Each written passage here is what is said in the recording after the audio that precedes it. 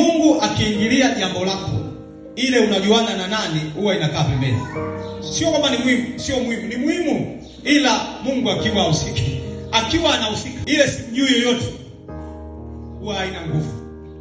Mungu akiingilia kati jambo lako, ndio mwingine uzoefu. Neno la Kiingereza nasema haumati. Sawa? Uzoefu hauna nguvu. Itokea siku moja Daudi na Sauli, kuna Goliathi anatakiwa washindane naye. Na Daudi anaambiwa tumepata kamanda ambaye yuko tayari kupigana na Goliathi. Anasema nileteni huyo kijana.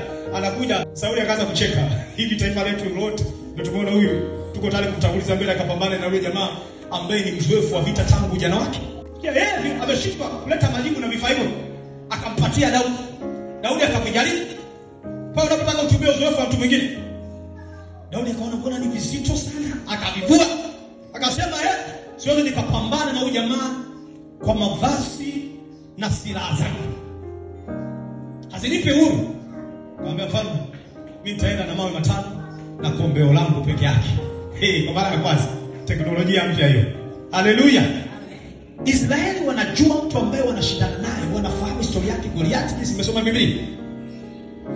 Na aliambiwa na kaka zake, huyu mtu ana uzoefu wa vita tangu ujana wake. Umwezi bwana mdogo wewe. Sababu uzoefu wa Daudi ni kunyang'anya mwana kondoo kutoka kwenye kinywa chake ni cha dubu na simba.